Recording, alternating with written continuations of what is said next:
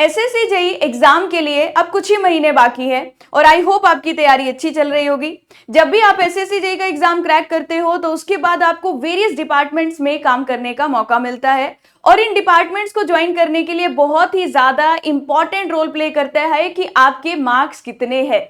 तो बेसिकली आज का जो ये हमारा सेशन रहने वाला है 2023 में जो हमारा एसएससी जेई का एग्जाम हुआ है उस एग्जाम में वेरियस डिपार्टमेंट्स की अलग अलग कैटेगरीज के लिए कितना कट ऑफ रहा उसके बारे में हम डिस्कस करेंगे। और ये सेशन हमारी सभी ब्रांचेस के लिए है, सिविल, इलेक्ट्रिकल और मैकेनिकल। मैं तीनों की ही फाइनल कट ऑफ यहाँ पर डिस्कस करने वाली हूँ और इससे आपको एक आइडिया लग जाएगा कि अगर आप अभी 2024 एसएससी जेई के लिए टारगेट कर रहे हैं और कोई डिपार्टमेंट आपने अपने माइंड में सोच रखा है कि मुझे इस डिपार्टमेंट को ज्वाइन करना है, तो एटलीस्ट आपको फाइनल कितने मार्क्स स्कोर करने होंगे उस डिपार्टमेंट तक पहुंचने के लिए, वो टारगेट आपको आज के इस सेशन में क्लियर हो जाएगा। और कोई भी एग्जाम की तैयारी जब हम लोग शुरू करते हैं तो हमारे दिमाग में एक टारगेट का होना बहुत जरूरी है, तभी हम धीरे धीरे अगर मेहनत करते जाएंगे और उस टारगेट को अचीव कर पाएंगे। तो स्टार्ट करते हैं आज का सेशन। सबसे पहले अगर मैं बात करती हूँ सिविल इंजीनियरिंग ब्रांच की, तो सिविल इंजीनियरिंग ब्रांच में सीपीडब्ल्यूडी जो मैक्सिमम स्टूडेंट्स का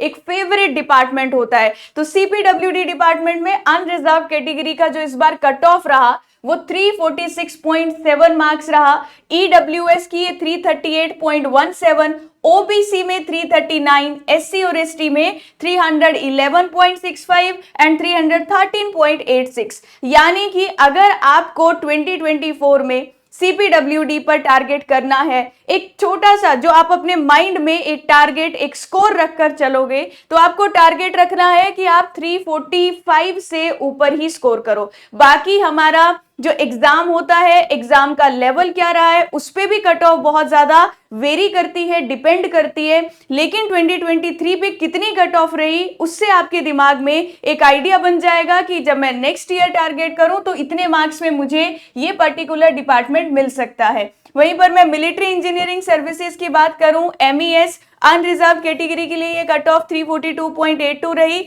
ईडब्ल्यूएस के लिए 336.92। यानी कि आप देख रहे हो 330 से ज्यादा ही नंबर रहे हैं हमारे ओबीसी कैटेगरी के लिए भी। एससी और एसटी में अगर आप 310 से ज्यादा स्कोर कर लेते तो एमईएस जो है आपको वो मिल जाता। यही मैं बात करती हूँ सीडब्ल्यूसी यानी कि सेंट्रल वाटर कमीशन।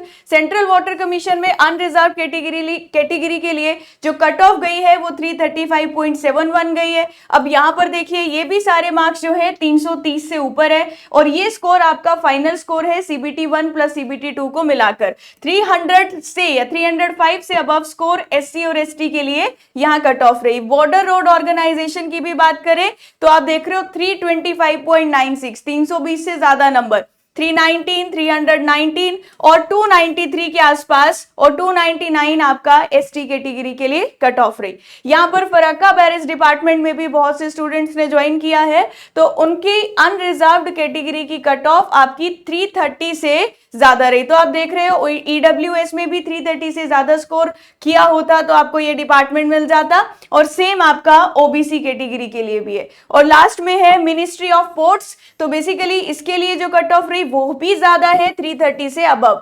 यानी कि अगर आपको एसएससी जेई 2024 के लिए अपने माइंड में एक स्कोर रखकर चलना है, सीबीटी 1 प्लस सीबीटी 2 का वेरियस डिपार्टमेंट्स अगर आप देखो तो 330 से ऊपर आपको अपने मार्क्स रखने पड़ेंगे अगर आप अनरिजर्व्ड कैटेगरी से हैं। वहीं पर ईडब्ल्यूएस में भी मैं ये बोलूंगी क्योंकि सिर्फ ये 319 है, बाकी 330 से ऊपर है, तो 330 एक ऐसा स्कोर है जिसको आप समझ सकते हो कि इतना अगर मैं स्कोर करता हूं या करती हूं तो वेरियस डिपार्टमेंट्स में आपको जॉब करने का मौका मिल सकता है। बाकी हाईएस्ट जो कट ऑफ जाती है वो सीपीडब्ल्यूडी के लिए जाती है।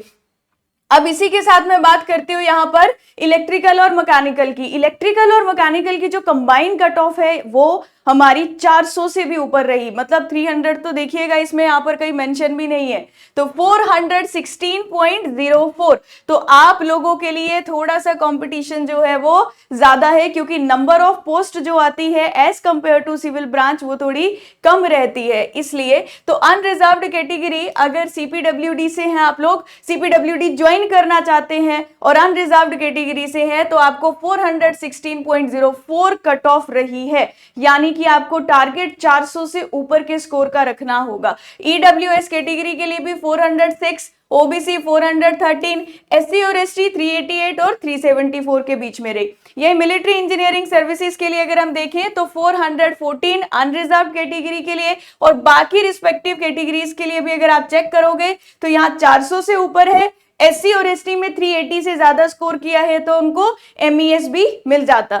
सीडब्ल्यूसी यानी कि सेंट्रल वाटर कमीशन के लिए भी ये 409.41 रही for unreserved. Border road organisation के लिए भी 404.53, Farakka barrage department 406 and ministry of ports के लिए 405.41। यानी कि अगर आप इलेक्ट्रिकल एंड मैकेनिकल ब्रांच से है तो आपको अपना जो टारगेट रखना होगा वो 400 प्लस स्कोर रखना होगा, और ये फाइनल स्कोर है। यानी कि देखिएगा, अगर आप सीबीटी 1 में अच्छा स्कोर कर जाते हो तो सीबीटी 2 के लिए वो बहुत ही हेल्पफुल रहेगा, क्योंकि उसके जब मार्क्स आपके सीबीटी 2 में ऐड होंगे तो हो सकता है कि अगर आप सीबीटी 1 में अच्छा स्कोर कर गए हो तो उसकी वजह से आपका जब मार्क्स फाइनल बढ़ेंगे तो आपको एक अच्छा डिपार्टमेंट अलॉट हो जाए। ठीक है, तो अगर आप लोग अपनी तैयारी अभी कर रहे हैं, अभी अपना रिवीजन कर रहे हैं, तो थोड़ा सा जो अपने माइंड में एक स्कोर आपको लेकर चलना है, एक सेफ स्कोर जिसे बोल सकते हैं, या फिर 2023 में अगर इतने मार्क्स पर हमें ये डिपार्टमेंट मिला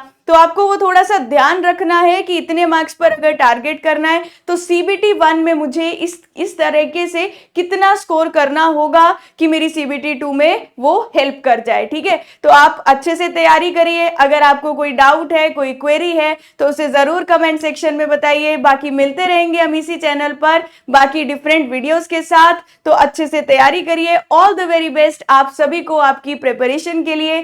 थैंक यू एवरीवन।